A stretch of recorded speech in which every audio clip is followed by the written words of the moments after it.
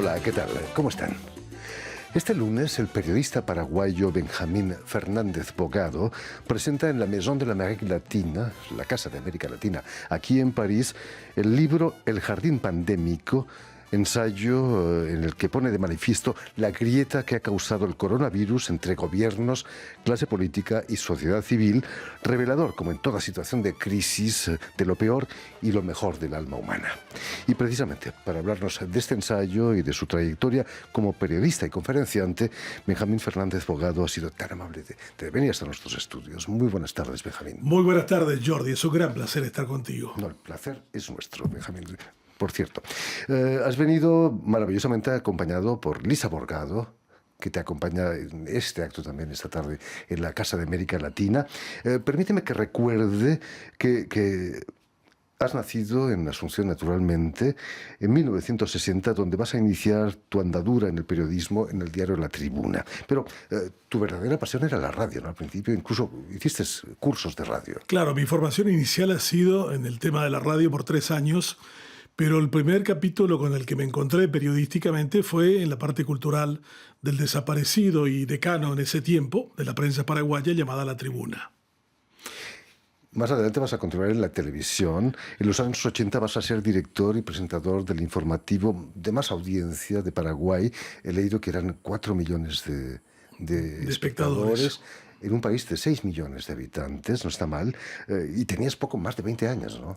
Sí, fue una experiencia muy temprana, pero muy grata. Los medios de comunicación han sido parte de mi vida y he trabajado en los 3 medios de comunicación. Ahora me he reencontrado con el periodismo escrito. Soy el director de 2 periódicos, el Diario Financiero 5 Días y el Diario Político El Independiente. Y por supuesto sigo con Radio Libre, que desde hace 24 años es una emisora muy bien ubicada en el gusto de la gente y con fuerte presencia en el segmento cultural del país.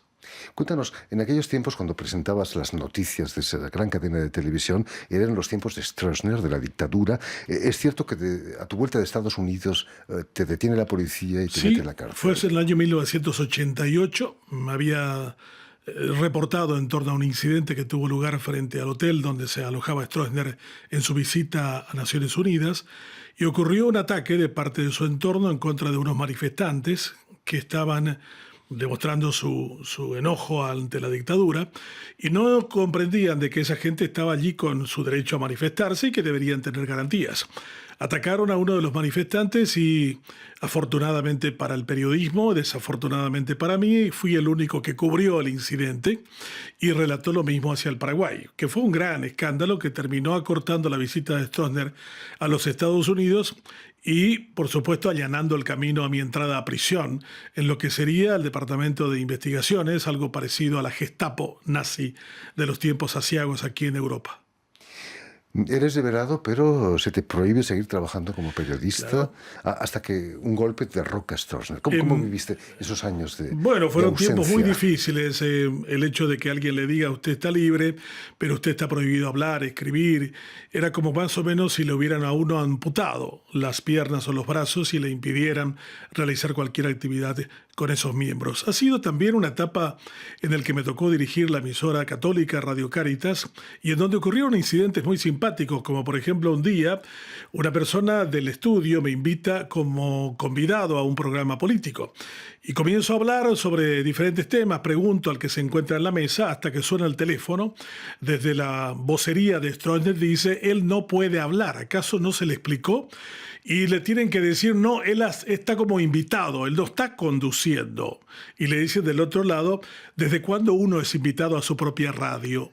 Entonces, como diciendo, ustedes están tratando de romper la línea y tratando de demostrar de que él es un convidado cuando en realidad él es el de la casa y no está permitido que hablara. Afortunadamente, aquí eres verdaderamente nuestro invitado. Sí, no hay ningún tipo de inconvenientes en eso. Nadie va a quejarse. Vas a volver a Estados Unidos tras obtener la beca Nieman Fellow, una de las más prestigiosas para un periodista en la Universidad de Harvard. ¿Qué es lo que cambió en tu vida al convertirte en Nieman Fellow? Bueno, realmente es un gran privilegio. Esta es la beca más grande que otorga la Universidad de Harvard desde hace muchos años a los mejores periodistas del mundo. Fue también una posibilidad de un año sabático y de mirar la proyección de uno en el contexto académico universitario americano, que le daba a uno las posibilidades de tomar las clases que uno quisiera y participar de una vida sabática de un año, que realmente me hizo ver de que contar las historias no era suficiente como para entenderlas, y decidí hacer un cambio en mi vida. Y dije, voy a reflexionar acerca de estos temas con una mirada más penetrante que la que tengo de relatar los hechos cotidianamente. Y de ahí comienzo a editar libros, en total fueron 15, hasta este momento de autoría directa propia mía, y por el otro lado también en coautoría con otros autores latinoamericanos. La línea ha sido básicamente una reflexión profunda sobre la calidad democrática. A mí me duele mucho cuando vemos en Latinobarómetro, una corporación chilena que mide el grado de arraigo de la democracia en América Latina, observar que mi país y otros países de América Latina tienen un 60% de desencanto con el sistema. O sea, estarían incluso dispuestos a volver a abrazar alguna tiranía, alguna dictadura, alguien que en nombre de la incapacidad de la democracia venga y establezca un régimen autoritario como ocurrió con Chávez en Venezuela de 1999. ¿Quién hubiera creído que un país que tenía una larga tradición democrática hoy viva sojuzgado y además teniendo que soportar 5 millones de personas que salieron de ese país porque no tienen condiciones para sobrevivir? A mí me preocupa mucho el tema de la democracia como sistema político. ¿Por qué no ha sido arraigado entre nosotros? Y hago mucho énfasis en mis análisis en la calidad de gestión y el grado de responsabilidad, que linda palabra, res cosa pondere, valorar la cosa llamada libertad, llamada democracia, y hacer que las condiciones de vida sean mejores. Cuando uno observa que, por ejemplo, Chile, un país que ha sido fuertemente conmovido por manifestaciones populares, ahora está escribiendo una nueva constitución, es un país extraordinariamente próspero y desarrollado en términos económicos, pero notablemente desigual. Al igual que Brasil, al igual que Paraguay, yo creo que no estamos haciendo la tarea en democracia. Y cuando digo no estamos, incluyo también a los comunicadores. Por supuesto.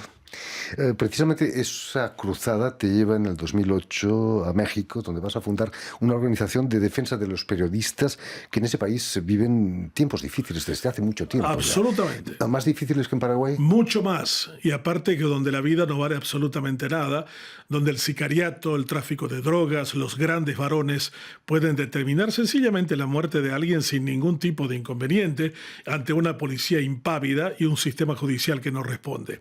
Creo que, sin lugar a dudas, el peor país para el ejercicio del periodismo en América Latina es hoy México y lo era desde el 2008.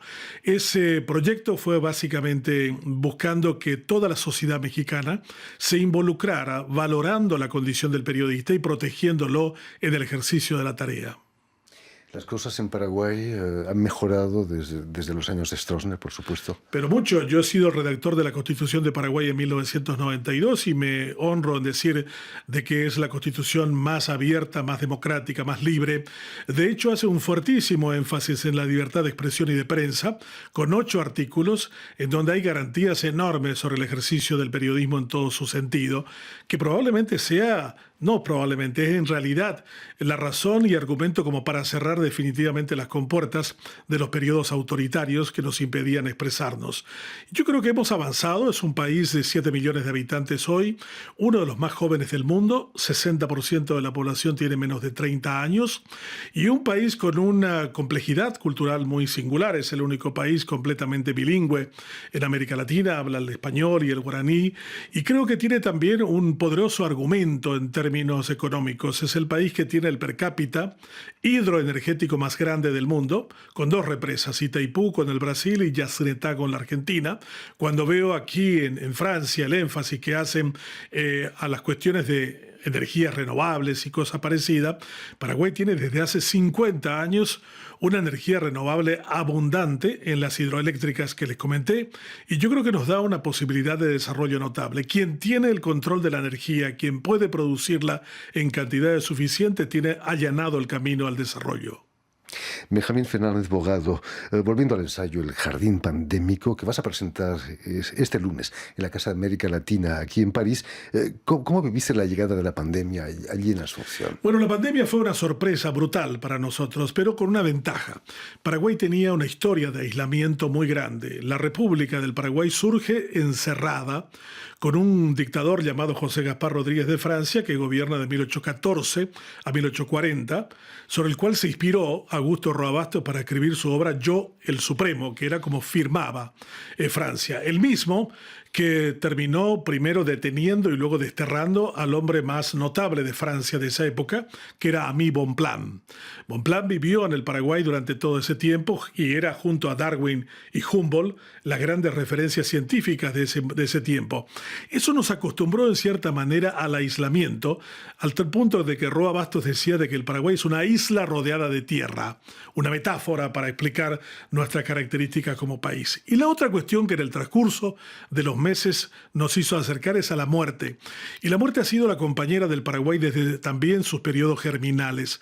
Tuvimos una guerra fratricida contra Brasil, Argentina y Uruguay en 1870, acaba aquello, pero sin embargo deja el 85% de la población aniquilada. O sea, la parca, la muerte, la soledad, el aislamiento han sido parte de nuestro carácter, y debo decir de que no ha sido así como una situación muy doliente, que se cerraran las fronteras con la Argentina o parcialmente con el Brasil, sino ha significado, ¿por qué no?, volver a nuestra matriz cultural, la misma que históricamente nos diera nacimiento. Ese aislamiento quizás os ha protegido también, ¿no?, del virus. También mucho de lo que pasó en el Paraguay en los primeros meses de mucho éxito, cuando la expansión de la pandemia era notable, se rompió cuando se abrieron las fronteras hacia el Brasil y muchos paraguayos fueron a veranear en el mes de enero del año 2021, y a la vuelta trajeron la cepa brasilera en cantidades enormes que se cebó con la vida de 16.000 personas, la mayoría de ellos en el periodo de febrero al mes de junio de este año. Imagino que Bolsonaro fue muy responsable de todo eso. Absolutamente, y creemos de que realmente la capacidad de este capitán del ejército brasileño, que ahora está siendo juzgado por las autoridades de su país, su irresponsabilidad y su manejo absolutamente poco consecuente con la ciencia, con el conocimiento, le ha costado a los brasileños 600.000 muertos. Y a nosotros, por lógica consecuencia, con una frontera común tan larga, también una buena cantidad de responsabilidad en torno a la poca eficacia del gobierno brasilero para enfrentar el COVID. Cuéntanos, Benjamín, ¿cuál es el fin de tu ensayo? Denunciar la corrupción que se ha puesto de manifiesto con el COVID. También, en muchas partes de América Latina, los gobiernos aprovecharon diciendo: tenemos fondos que nadie va a controlar y vamos a utilizarlos para compras sobrefacturadas de muchos de los insumos, para no preparar los hospitales cuando se debieran haberlo hecho, de no tener un sistema de seguridad social que funcionara haciendo y protegiendo a la gente. En mi país el gobierno otorgó $100 para que la gente sobreviviera 10 meses. Y yo digo en el libro, ni un fakir podría vivir con esa cantidad, y conste que ya soy bastante generoso con el fakir. A mí me parece que la pandemia reveló de que no tenemos gobiernos que realmente quieran a la gente en el sentido del servicio. Y vemos que también todo eso que anteriormente pasaba como normal apareció subrayado, resaltado, ampliamente referenciado en términos de que la corrupción no solo nos perjudica, nos roba, sino por sobre todo nos mata. Terrible. Las cosas parecen que van mejorando gracias a la vacunación. ¿La situación ha mejorado también en Paraguay? Absolutamente. Con una gran ventaja, la población joven del Paraguay ha ayudado mucho a la no propagación, a la resistencia al virus como tal, y en este momento con un 40% de la población, todavía estamos muy lejos del 70%, se calcula que alcanzaríamos eso en el 2023, los números son altamente positivos, hemos tenido casi un par de semanas sin ninguna persona fallecida, y después de tener 700 personas internadas por coronavirus, ahora los números no superan 20. Y sobre todo se puede volver a viajar. Totalmente, esta es la primera posibilidad de hacerle viajar también al libro, porque hemos estado presentándolo en 8 lugares de España y vamos a culminar con una presentación aquí en París, en Berlín y posteriormente en Viena. El libro en realidad es un contrapunto entre la normalidad de un jardín con todo lo que significa la belleza de las flores y de las frutas y la renovación, la vida, la armonía, frente a ese otro mundo incierto, negro, duro, mortal, que era justamente lo que se vivía en el exterior. Es un contrapunto de 12 referencias en torno a cómo el mundo, porque este no es un relato en clave paraguaya, sino en clave global, no hemos podido trabajar de forma conjunta. Me pareció de una gran irresponsabilidad lo que hizo China, que no dio la información debida en su tiempo y modo a la Organización Mundial de la Salud para tomar los recaudos suficientes. O sea, China creía que la globalización era solo una cuestión de carácter comercial, cuando podría tener un efecto devastador desde el punto de vista pandémico, como lo ha probado en este caso con el COVID-19. En fin, pues ya lo saben, tienen una cita este lunes en la Casa de América Latina, aquí en París, para la presentación del libro de Benjamín Fernández Bogado.